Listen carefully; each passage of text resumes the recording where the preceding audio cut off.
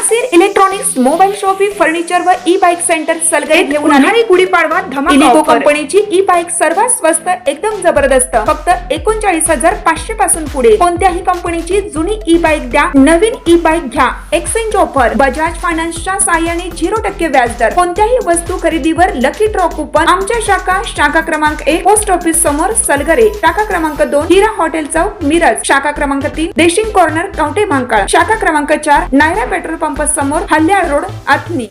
प्रत्येक बातमीतील घटनेच्या वास्तविकतेची तुलना थेट पाहत रहा चांगली अपडेट.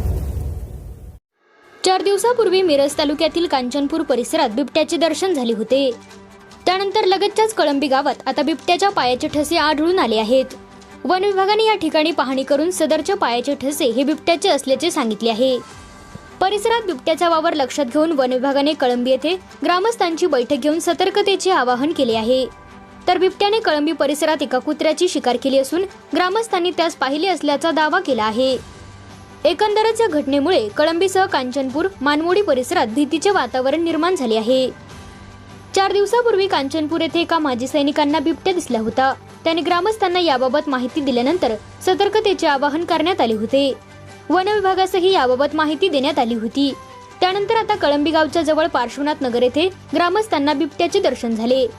यावेळी बिबट्या ऊसाच्या शेतामध्ये जाताना ग्रामस्थांनी पाहिले.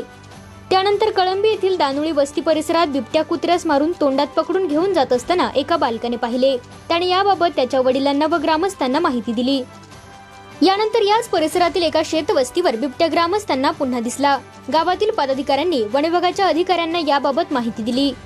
दंडोबा येथील वनपाल पठाण, वनरक्षक सातपुते यांच्यासह वन विभागाच्या अधिकारी व कर्मचाऱ्यांनी या ठिकाणी भेट दिली.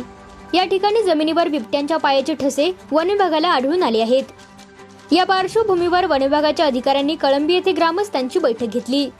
सरपंच योगेश पाटील, पोलीस पाटील मनसूर नदाफ, सामाजिक कार्यकर्ते कविश कांबळे, चंदू दळवी, शेतकरी दीपेश पाटील, बिबट्याला पाहणारे राहुल माने व ग्रामस्थ उपस्थित होते.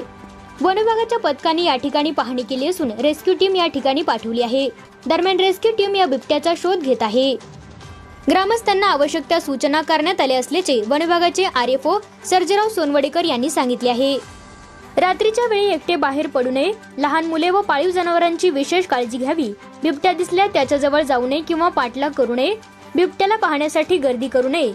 कोणतीही माहिती खात्री करूनच पुढे शेअर करावी. तसेच सर्व कळंबी ग्रामस्थांनी सतर्क राहावे आणि वन विभागाच्या सूचनांचे पालन करावे असे आवाहन विभागातर्फे व गावातील पदाधिकाऱ्यांतर्फे करण्यात आले आहे.